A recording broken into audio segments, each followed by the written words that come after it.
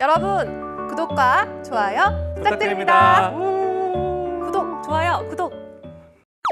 첫 번째는 뭐냐면 두괄식으로 작성하라는 얘기인데요. 이 두괄식이라는 용어 자체가 좀 어색할 수는 있겠습니다만 첫 문장에 나의 결론을 적어라 이런 겁니다. 그래서 이 작품을 보시다 보면 첫 문장이 이 작품의 절반을 차지한다라는 말도 있습니다. 네. 그만큼 이제 첫 문장이 굉장히 중요하기 때문에 첫 문장에 신경을 많이 써야 되는데 조금 전에 이제 첫 문장을 쓰기 어렵다고 말씀하셨는데 그러니까요. 그 첫 문장에 자기 의견을 담아야 된다는 얘기는 뭐냐면 질문에 관한 얘기를 담아줘야 되기 때문에 그 첫 문장이 굉장히 어려운 겁니다. 자기 생각을 한 줄로 표현해야 되기 때문에 쉽지 않은 건데 일반적으로 우리가 학교 다닐 때 배웠던 거는 기승전결입니다. 맞아요. 미괄식으로 돼 있는데 네. 자기소개서에서 피해야 될 게 사실은 미괄식입니다. 왜 자기소개서에서는 미괄식 구성을 피해야 할까요? 이제 우리 문학이나 이런 건 기승전결로 해서 차분히 내려가는 게 맞는데 네. 지금 사실은 그 자기소개서는 평가하는 분이 사람입니다. AI가 네. 아니고 사람인데 사람은 감정의 지배를 받게 되어 있거든요. 근데 만약에 쉬는 날 정말 재미있는 책이 있어서 하루에 한 두세 번 읽어본다 그러면 굉장히 지루할 수밖에 없습니다. 그렇죠. 그래서 이제 그 지겨움이 몰려오는데 네. 그 지겨움이라고 하는 거는 뜨문뜨문 읽을 수밖에 없도록 감정 네. 조절에 들어가거든요. 근데 자기소개서는 정말 재미가 없잖아요. 그렇죠. 질문은 똑같고 지난 시간에 말씀드렸습니다만 답변은 한 80에서 85% 유사하고 그거를 하루에 수십 내지 수백 편을 읽는다고 하는 건 정말 그건 지겨울 수밖에 없는 구조이기 때문에 그 부분에 대해서는 그 미괄식보다는 첫 문장에 답을 줘야 되는 이제 그런 부분이기 때문에 말씀을 드리는 거고요. 그 평가자가 아무리 이제 공정하게 하려고 노력을 하더라도 네네네. 똑같은 유사한 내용이다 보니까 훌륭한 인재를 뽑아야 된다는 의무감 때문에 굉장히 그 지루함과 싸울 수밖에 없는 그런 구조이기 때문에 첫 문장에 평가자의 시선을 바로 사로잡을 수 있는 그런 그 문장을 만들 수 있도록 노력을 좀 많이 하셔야 된다는 것을 그러니까요. 아무리 재밌는 말씀드리겠습니다. 책도 매일매일 읽으면 재미없다. 지루해진다는 맞아요. 말씀하시는 게 좀 공감이 되는 게 네. 우리 나연 MC도 저를 맨날 보다 보니까 요즘에는 저를 볼 때 눈빛이 너무 지루해 보여요. 너 또 너니? 막 이런 식으로. 그래서 굉장히 상처를 받곤 하는데 일단 농담이고요. 네. 일단은 다음 두 번째 팁 어떤 게 있을까요? 이제 두 번째는 이제 소제목을 적극 예. 이제 활용하라는 아, 얘기인데요. 네. 소제목을 적극 활용하는 거는 앞에랑 연관성도 있습니다만은 이번에 최근 자기소개서는 예전과 달리 글자 수를 많이 제한을 하고 있습니다. 맞아요. 특히 이제 그 청년들, 대학생들 취준생을 하는 정기 공채는 대부분 그렇습니다. 다만 이제 경력직 수시 채용하는 경우에는 그 글자 수 제한보다는 장수를 제한하는 경우가 많이 있는데 네. 이제 그렇다 보니까 소제목이 좀 중요할 수밖에 없는데 소제목은 쓰는 사람이나 읽는 사람 모두가 사실은 심리적 요인이 더 크다고 이제 볼 수가 있습니다.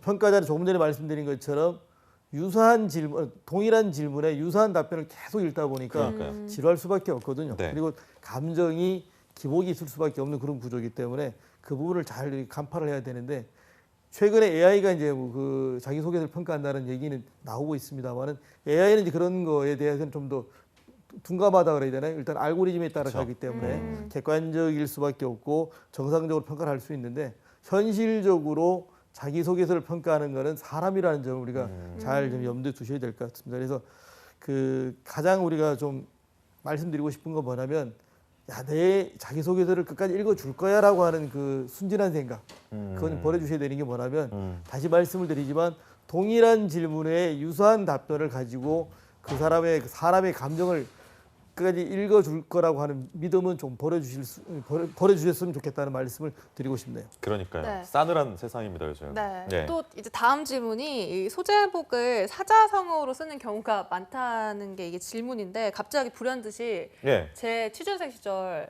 제 소제목에 생각이 아, 나버렸어요. 어떤 건가요? 7.8기 끝에 아. 일기 1회의 기회를 잡겠다. 어떻게 평가하세요, 박사님? 일단은 그 예. 사자성어를 잘 쓰신 겁니다. 왜냐하면 네. 사자성어를 쓰는 건 굉장히 좋은 방법인데 아 그런가요? 사자성어가 하나의 단서가 이거 조건이 하나 있습니다. 네. 남들이 들어도 좀 유추 해석이 가능할 수 있는 범용성이 있는 단어를 쓰라는 말씀을 드리는데 그러니까요. 왜냐 어려우면 평가자가 감점 요인이 될 수 아 있는데요. 진짜요? 왜냐하면 평가자들은 지금 한자 세대가 아닙니다. 저희 중장년층들은 한자 세대이지만 지금 그 자기소개서를 평가하시는 분들은 30대 중후반 정도 되시는 분들이기 때문에 한자와 좀 거리가 있는 오히려 영어를 쓰면 모르겠지만 한자는 더 어려울 수밖에 없는 그런 구조로 되어 있기 때문에 그 부분은 좀 쉬운 단어로 간략하게 소제목을 하는 건 좋은데 어려운 단어는 쓰지 말았으면 좋겠습니다. 알겠습니다. 소제목, 네. 그러니까 영화 같은 거 우리가 예고편 보면 티저 영상이라고 하잖아요. 그렇죠. 좀 눈길을 확 사로잡을 수 있는 그런 좋은 소제목을 네. 뽑아야 될 것 같은데 네. 교육 씨는 소제목 써본 적 없어요? 저는 뭐 네. 요즘에 제가 소제목을 꼽으라면 저는 뭐 채끝살 짜파구리 막 이런 거 쓸 것 같아요. 융합형 인재가 되겠다. 예, 네, 말없이 다음 고개를 말없이 고개를 끄덕이시는 박창동 박사님과 함께 네. 이 시간 함께하고 있고요. 일단은 역효과, 그러니까 그러니까요. 저처럼 이제 채끝살 네. 짜파구리 했을 때 얘 뭐야 이런 식으로 하면서 역효과가 날 수도 있단 말이죠. 어떤 걸 좀 주의해야 될까요? 이제 우리가 인터넷에 많이 보시게 되면 눈에 띄는 제목들이 있습니다. 맞아요. 눈에 띄는 제목인데 들어가 보면 막상 그 제목과 동떨어진 얘기를 할 수가 있거든요. 낚시를 하는 예, 제목. 그렇게 되면 읽는 사람이 아 당했구나 음. 라는 얘기를 하듯이 자기소개서도 마찬가지입니다. 굉장히 남에게는 눈길이 가는데 그 내용과 엉뚱한 방향으로 내용이 기술되어 있다면 높은 평가를 받을 수 있다고 하는 그 기대는 버리는 게 좋습니다. 그래서 그 내용을 다시 한번 가다듬으면서 임팩트 있는 단어를 잘 찾아내야 됩니다. 그래야만이 사실은 효과가 있는 건데요. 강력하고 짧지만 소제목을 잘 활용할 수 있는 방법은 바로 그런 내용과 일치되는 것이 중요하기 때문에 그거를 예. 잘 보시면 되는데 그 지원기업의 홈페이지나 지원기업이 정기 간행물이 있다면 거기에 사보. 좋아하는 단어, 자주 사용하는 단어가 있습니다. 그 단어를 가지고 자기 강점을 잘 드러낼 수 있도록 표현하는 방법이 좋은데요. 이걸 연습하시는 방법은 뭐냐면 신문을 보시면 신문은 다 제목이 짧습니다. 맞아요. 그 제목을 가지고 자기 것으로 만들어가는 연습을 매일 해보신다 그러면 굉장히 소제목 만드는 데는 좋은 연습 소재거리가 될 수 있습니다. 아하, 알겠습니다. 그러면 박사님께서도 워낙 이 자기소개서를 많이 보셨기 때문에 기억에 남는 소제목이 있으실 것 같아요. 방금 전에 그 짜파구리 빼고 어떤 게 가장 기억에 아, 남으셨나요? 괜찮지 않나요? 근데 약간 좀 참신하고 융합형 인재. 최근에 짜파구리 또 유명하니까. 그러니까요. 네. 예예예. 저는 이제 하나 기억에 남는다는 것보다는 그 분이 좀 인상에 남아서 그런데 그 문화관광 해설사를 하시겠다는 칠순이 다 되신 노년에 계신 분인데 그 지원 동기의 소제목을 뭐라 쓰셨냐면 역사는 등불이자 디딤돌이다 이렇게 그 말씀을 하셨는데 확 달라지네 갑자기 느낌이. 그분이 예. 이제 자기소개서를 굳이 쓰지 않아도 되는데 왜 쓰냐고 여쭤봤더니까 역사를 내가 해설하는 사람이 나를 몰라서 해도 되겠느냐 그렇게 하시면 쓰시는 네. 건데 그래서 우연한 기회에 그분을 소개받아 같이 얘기를 해봤는데 칠순이 다 되신 노년이지만 굉장히 역사에 대한 깊이도 있었고 그리고 그 등불과 디딤돌이라는 그 단어를 선택하신 데에 대해 여쭤봤더니 그 의미에 대한 깊이는 굉장히 좀 내공이 있으시더라고요. 그래서 저는 그 역사는 등불이자 디딤돌이라는 말 자체가 평이할 수는 있지만 그분이 갖고 계시는 철학을 생각한다면 굉장히 기억에 남는 단어 그 소제목 중에 하나입니다. 알겠습니다. 자 이렇게 좀 두 번째 팁까지 알아봤고 세 번째 뭐가 있을까요? 세 번째가 이제 구체적으로 기술하라는 건데요. 네. 이제 자기소개서 아까 말씀드린 것처럼 미괄실 쓰지 말라 그랬지만 표현 방법에서는 두루뭉실한 표현은 좀 반드시 피해야 되는데 왜 그러냐면 이 구체성이 있어야 빨리 와닿습니다. 네. 그 구체성의 방법은 뭐나 유가 원칙도 있을 수 있고 그다음에 확률이나 퍼센트, 뭐 연도라든가 이런 숫자를 활용해서 남들이 봤을 때 바로 이해가 될 수 있는 그렇게 되는데 예를 들면 그 뭐 지난해에는 전년도보다 생산성이 좋았다. 이렇게 뭐 올랐다 이렇게 표현하는 것보다는 2019년도 생산성은 2018년 대비 10%가 올랐습니다라고 표현하는 것이 훨씬 더 빨리 와닿을 수 그렇죠. 있기 때문에 그런 구체적인 표현을 하는 것이 굉장히 중요한데요. 왜냐하면 자기소개는 구체적이어야 되는 것이 또 객관성이 있어야 됩니다. 그렇게 되는 것은 반드시 두루뭉실한 표현은 벗어나야 된다는 것을 말씀을 드리고요. 예. 충분히 자료가 많이 있습니다. 자기 데이터가 많이 있는데 자신감의 결여가 아닐까. 이거 이렇게 써도 될까라고 하는 그 자신감의 결여가 그런 부분이 나타날 수가 있는데 특히 과거 경험을 기술할 때, 과거 경력을 기술할 때는 반드시 숫자를 대입한 구체화가 좀 필요하다는 말씀을 다시 한번 강조를 드립니다. 알겠습니다. 네. 그렇다면 이제 다음 작성 팁도 알아보도록 할 텐데요. 어떤 팁이 또 있을까요? 지금 이제 그 최근 사례부터 활용을 해야 되는데 네. 이제 자기소개를 쓰시라고 하면 사람들이 뭐 어떻게 쓰냐면 과거 거부터 쭉 이렇게 씁니다. 최근에 내가 입사했을 때부터 쭉 쓰게 되는데 네. 기업들이 알고 싶어하는 모습은 뭐냐면 현재의 지원자의 모습입니다. 아. 과거에 몇십 년 전에 있었던 그 모습이 아니라 현재의 모습인데 현재 어떠한 역량을 가지고 있고 어떻게 그것을 활용하고 있고 그걸 발전시키기 위해서 어떤 노력을 하고 있는지를 알고 싶은 것이 기업의 그 목적이기 때문에 네. 과거보다는 최근의 저는 그래서 얘기하는 게 가장 좋은 거는 5년치 이내에서 쓰는 것을 저는 권장을 하고 있습니다. 5년 아, 안에. 네. 그렇게 해야만이 자기가 가지고 있는 그 모습을 그대로 보여줄 수 있기 때문에 더 길지 말고 한 5년 안에 있는 걸로 좀 표현을 해봐라. 이렇게 좀 강조를 드리고 있습니다. 근데 우리가 지금 중장년층 분들 같은 경우는 화려한 또 직장 생활을 하셨지 않습니까? 그래서 거기에 좀 심취하셔가지고 그런 내용을 좀 길게 쓰시는 경우가 있는데 이것도 좀 마이너스가 될까요? 이제 마이너스로보다 좀 피해야 될 부분인데 왜냐면 장황하게 쓰는 것은 의미가 아까 별로 없다고 말씀을 드렸는데 그 중장년층을 채용하는 목적은 뭐냐면 지난 시간에 말씀드린 것처럼 젊은 분들은 한 2년 동안에 이 교육을 시켜야 되고 여러 가지 기다림의 시간이 필요한데 바로 중장년층은 경력을 활용할 수 있는 즉시성이 있다는 것이 굉장히 그렇죠. 중요합니다. 그래서 그 부분이 그 채용 목적이기 때문에 아까 말씀드린 한 5년 전의 모습까지는 허용될 수 있지만 한 10여 년 전의 이야기를 쓴다면 제가 보기에는 유효기간이 끝난 거 아니겠느냐. 아하. 뭐 10여 년 전부터 계속 지금까지 그 경력이 연속성을 갖고 있다면 모르겠지만 예, 예. 단절되어 있는 10여 년 전에 있는 모습을 갖고 얘기한다면 쉽지는 않은데 만약에 예를 들어 한국직업방송에서 아나운서를 뽑을 때 그 네네. 아나운서가 예를 들면 저는 10여 년 전에 아나운서를 해봤습니다라고 경력을 만약에 제출한다면 네. 네. 그 평가는 보지 않아도 우리가 상상만 해봐도 어떤 평가가 나올 수 있다는 것을 그러겠네요. 상상해 갈 수 있듯이 예, 예.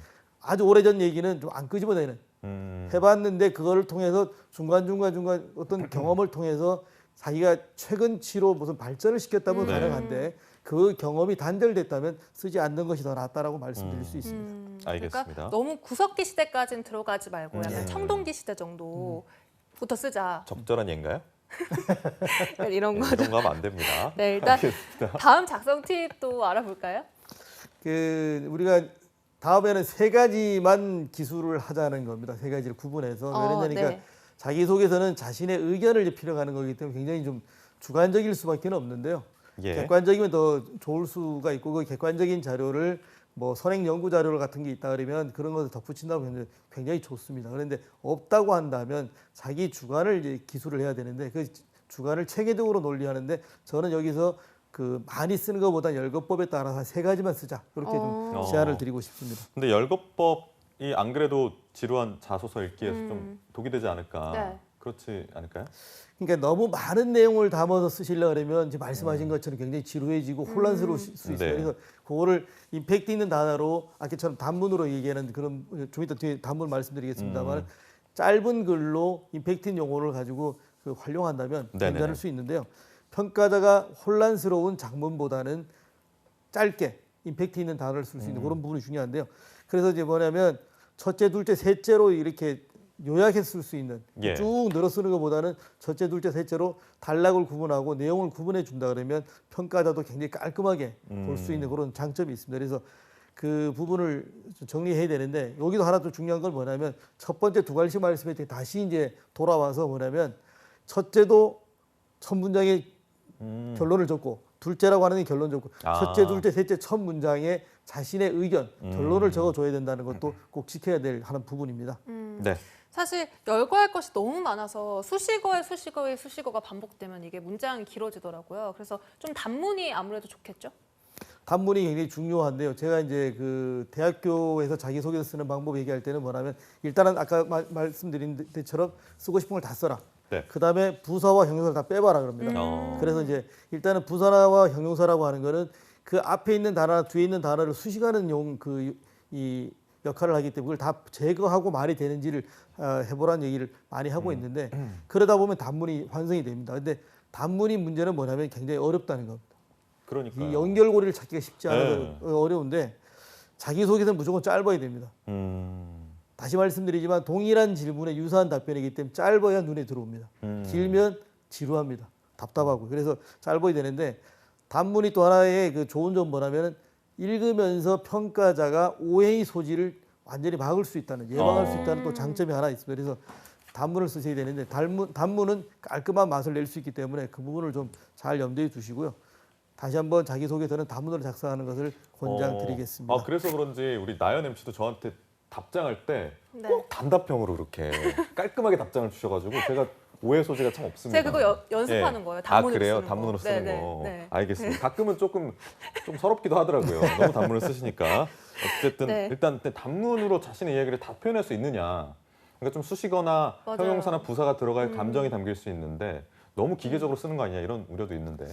요점 없는 장문보다는 깔끔한 단문이 훨씬 낫습니다. 그렇죠. 제가 그랬었어요. 그 단문을. 아, 그런가요? 네네. 고맙습니다. 뭐 식사하시고 예. 나면 아, 이 깔끔한 맛이네, 아, 시원하네 이런 맛이 어. 나오도록 네네. 자기소개를 딱 보면 아, 이거는 좀 깔끔한 맛이 난다라고 할 수 있는 그런 이제 좀 시각적 효과를 좀 봤으면 좋겠고요. 예, 예. 그래서 이제 그게 관련된 것 중에는 뭐냐면 7번째로 체계적으로 쓰라는 얘기를 좀 말씀을 드리고 체계적으로. 싶은데 체계적으로. 예. 무슨 얘기냐면 아까 말한 두 갈식의 결론을 먼저 적어내고 대개 사람들이 뭐를 많이 쓰시냐면 그 경험의 사건, 사실을 많이 열거하시는 그 오류를 범하고 계시는데요.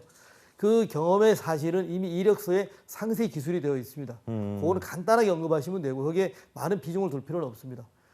기업들이 알고 싶어하는 게 뭐냐면 경험의 사실보다는 경험에서 얻은 교훈, 그것이 본인에게 어떻게 기여를 했는지, 앞으로 어떻게 발전적으로 그것이 디딤돌이 될 것인지에 관한 것을 알고 싶은 겁니다. 그래서 예. 그 경험에 대한 거는 간단히 언급하고 경험으로부터 또 얻었던 교훈과 기여한 점을 많이 가지고 기술해 주시는 것이 중요합니다. 그래서 그런 체계를 가지고 쓰시다 보면 훨씬 더 단문이지만 임팩트 있게 평가자에게 어필할 수 있는 그런 부분이 될 수가 있습니다. 네. 네.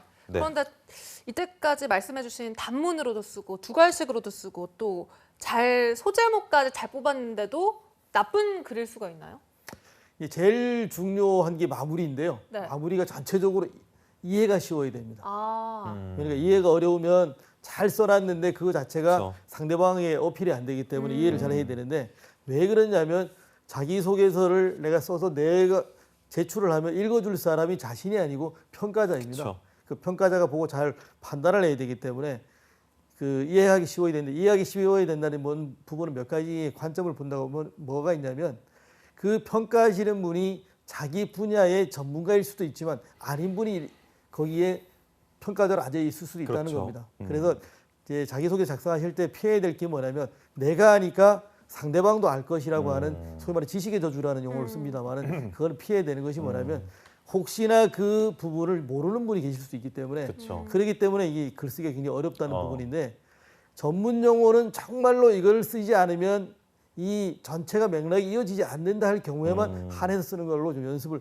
해보시기 바라고요.